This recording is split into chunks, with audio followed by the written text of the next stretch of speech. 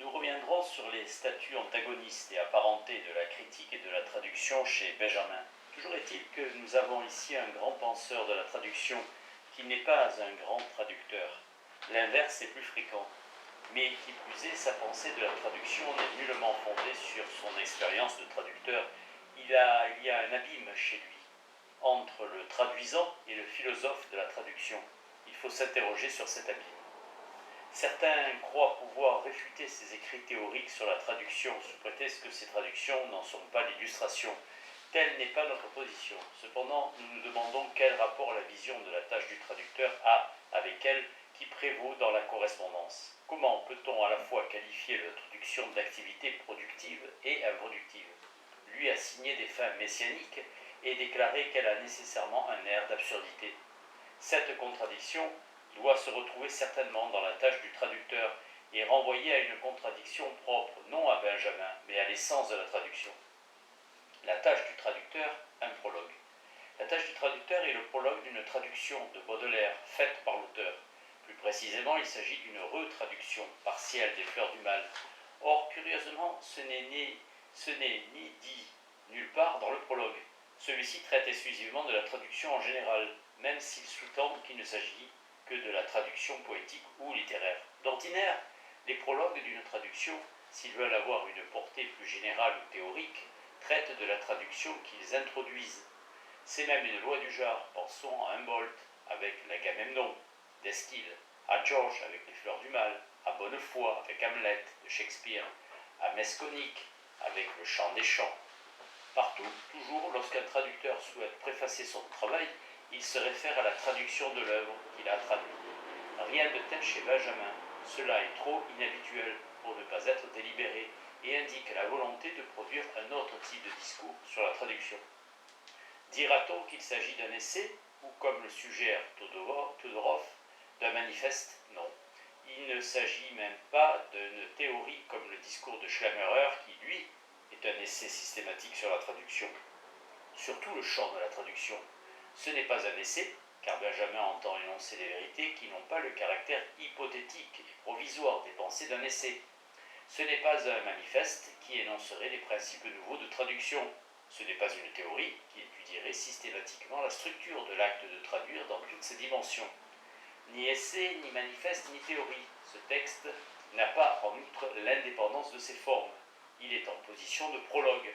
Il le resterait même si on le publierait dans une anthologie de textes de Benjamin. Cela signifie que ces énoncés sont fatalement liés aux traductions qui suivent. Mais de quelle façon? Le prologue pourrait être la leçon tirée des traductions, ou inversement, les traductions pourraient être des exemples du type de traduction défini dans le prologue. Dans le premier cas, ce seraient les traductions qui comptent. Dans le second, le prologue. Or ici, prologue et traduction s'ignorent réciproquement, tout en étant et restant liés l'un à l'autre au sein de cette ignorance. Si le prologue était écrit à partir des traductions, si les traductions correspondaient au prologue, cela se verrait. Ce n'est pas le cas. Il y a un hiatus entre le discours sur la traduction et la traduction. Le hiatus instaure une tension qui ne se réduit pas au fait, homologué historiquement, que les traductions de Benjamin ne sont pas à la hauteur de la vision de l'acte de traduire. Le hiatus, pour autant qu'il est aussi volontaire, indique que, nécessairement peut-être, un discours sur la traduction peut, pour correspondre à l'essence de la traduction, ne peut pas consister simplement à décrire son comment, c'est-à-dire être des sens méthodologiques au sens large.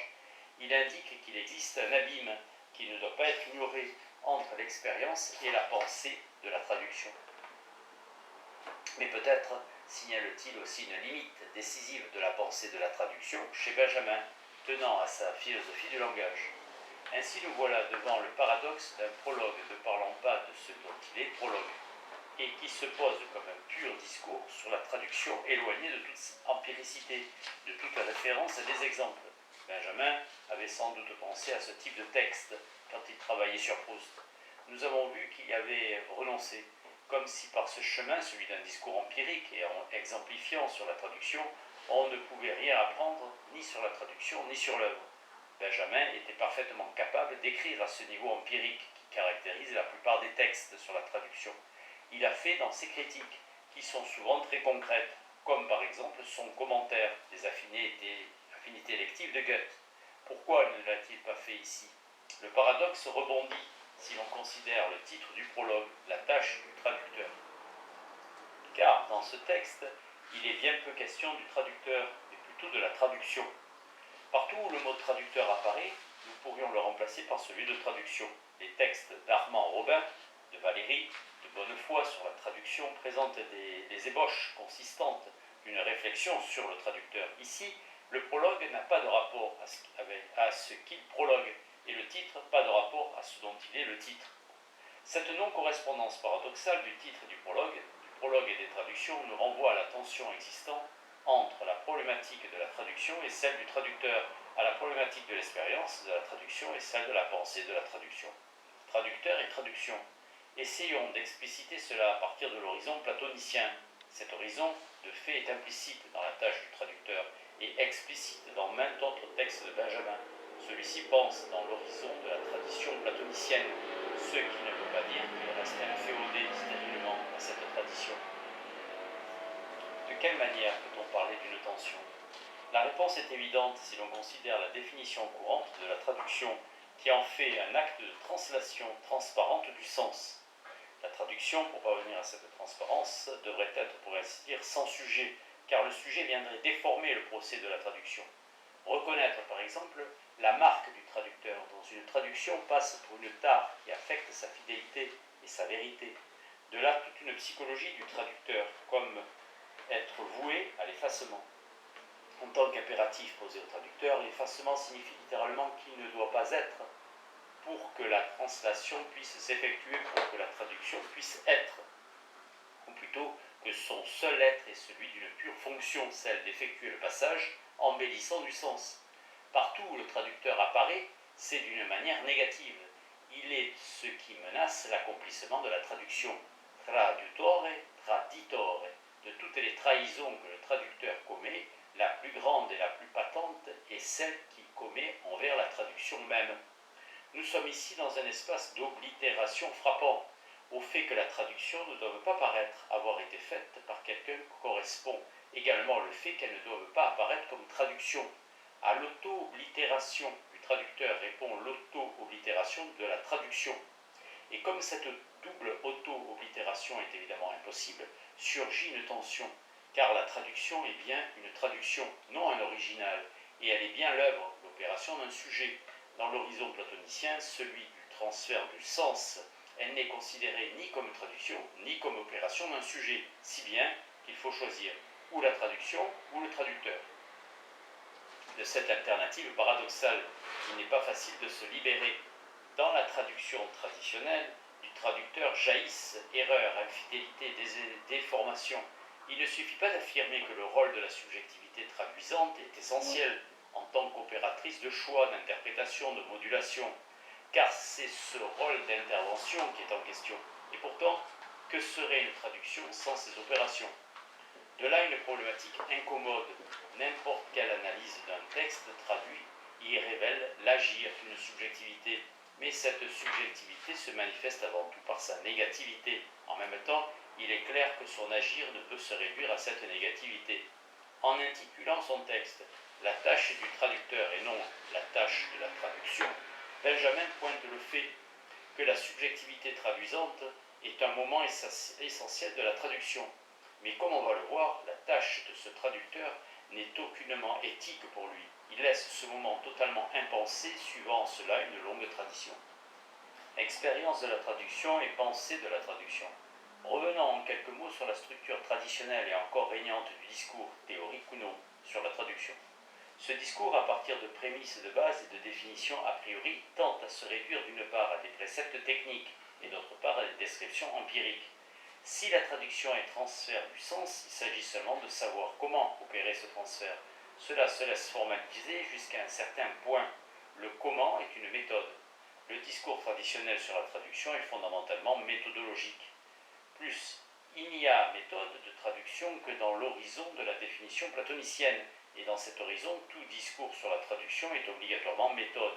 Là où règne cette méthode, le traducteur comme objectivité pleine n'apparaît jamais, car la méthode n'a besoin que d'un opérateur abstrait.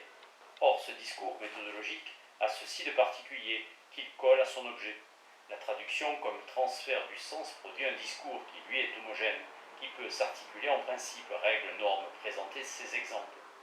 Mais cette homogénéité du discours et de son objet n'existe que dans l'horizon platonicien traditionnel.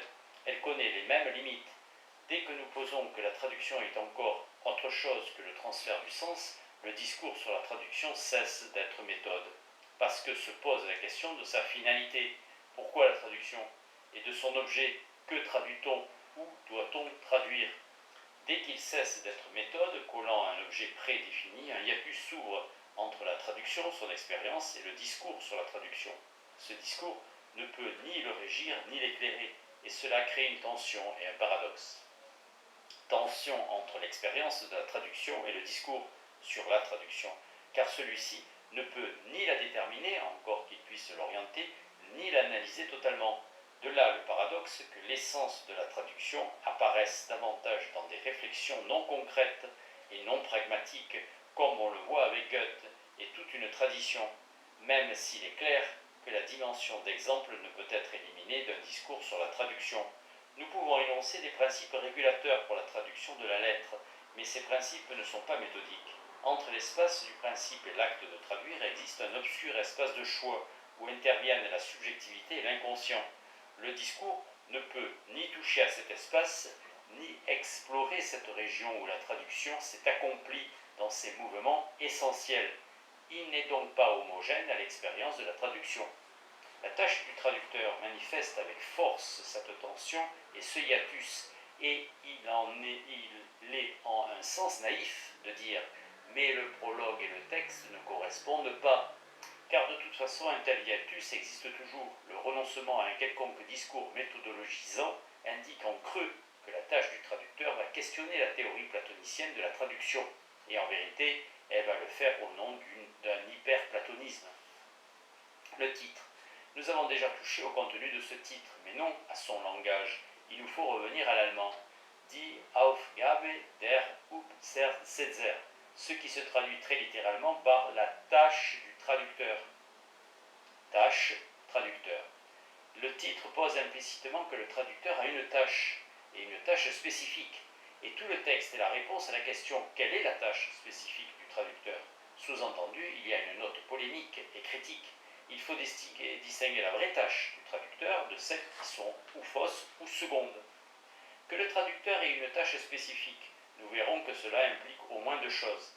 Délimiter l'ère de la traduction par rapport à celle de la poésie, la délimiter par rapport à celle de la critique, et cela parce que toute une tradition de Novalis à Proust amalgame les deux, si bien qu'il est impossible de parler d'une tâche spécifique du traducteur.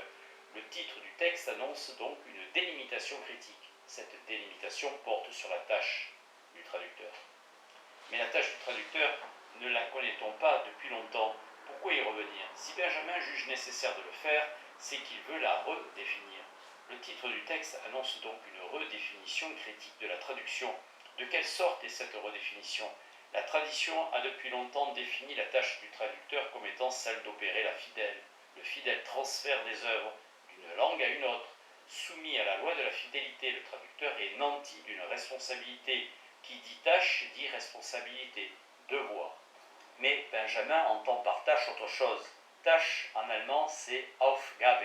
Or ce terme, s'il se laisse couramment traduire par tâche, a reçu à l'époque romantique avec Novalis un sens tout à fait fondamental que Benjamin connaît parfaitement et qui n'a rien à voir avec la sphère des devoirs et des responsabilités, en tout cas avec la sphère morale ou éthique. Dans le cosmos terminologique romantique, la tâche se rapporte à un autre terme, Auflösung, qui peut se traduire par solution ou résolution. La tâche est toujours confrontée à un état de choses à résoudre. Dans solution ou résolution, il faut entendre solution au sens logique d'un problème, dissolution au sens chimique d'une substance, résolution au sens d'un accord musical, dissolution, résolution. La tâche est donc confrontée soit à un problème à résoudre, soit à une matérialité hostile à dissoudre, soit à une dissonance à résoudre musicalement. Chacune de ces dimensions chez Novalis renvoie à un axe de sa pensée, mais dans quel domaine y a-t-il spécifiquement Aufgabe et Auflösung? Dans un fragment célèbre, Novalis écrit La poésie dissout dans son essence propre l'étranger. La tâche de la poésie est la dissolution de l'étranger dans son élément propre, le langage. De fait, on peut parler pour le romantisme de 4 domaines où joue la dialectique de la tâche et de la solution: la philosophie, la poésie, la critique et la traduction. C'est là seulement qu'on trouve des tâches, et celles-ci ont un sens métaphysique. Or, ces 4 activités spirituelles ont un élément commun, le langage. La tâche est recherche d'une solution dans l'ordre du langage, et la tâche du traducteur ne doit pas être rapportée à quelque vague fonction ou rôle, mais à une opération qui concerne la dissolution d'une dissonance primordiale dans la sphère du langage. Comme cette sphère est liée à celle de la vérité, la tâche du traducteur a elle-même un rapport avec la vérité. Quel rapport? Cela reste à voir. Dans son essai sur le Berlin, Benjamin utilise également le concept de tâche et celui de solution. À propos du poème, il écrit que l'idée de tâche correspond à celle de solution, en tant que cette dernière est la poésie, car tâche et solution ne sont séparables que par abstraction. Pour le créateur, cette idée de tâche est toujours la vie. Le poématisé se révèle donc comme passage de l'unité fonctionnelle de la vie à celle du poème. En lui, la vie se détermine par le poème, la tâche par la solution. Ce n'est pas encore le lieu d'éclairer ce texte très obscur. Toujours est-il que tâche et solution y apparaissent comme des déterminations de base de la poésie. Ces déterminations réapparaissent dans la tâche du traducteur. Et si nous appliquons la corrélation de Benjamin à ce texte, nous arrivons à la conclusion que la traduction, en tant que texte produit, est une solution. Et que l'opération du traducteur, loin d'être déterminée par une quelconque finalité, transmission, communication, l'est plutôt par la solution immanente à la traduction. Celle-ci, en tant que résultat, constitue une solution dans l'ordre du langage. Voilà ce à quoi nous parvenons si nous lisons le concept de tâche, non à partir de sa signification courante, mais à partir de son origine romantique. Il y a ici redéfinition de la tâche du traducteur, puisque nous sommes placés d'entrée de jeu dans une sphère qui n'a plus rien à voir avec le concept usuel de traduction comme opération de transmission. Le début du texte lui-même va confirmer cette interprétation, et nous verrons se préciser une à une les relations au langage et à la vérité qui n'ont été jusqu'à présent qu'esquissées et indiquées. Restera à voir pourquoi Benjamin parle de la tâche du traducteur et non de la traduction, car si l'on revient à la corrélation tâche-poésie, il semblerait plutôt que l'on doive parler de la tâche de la traduction.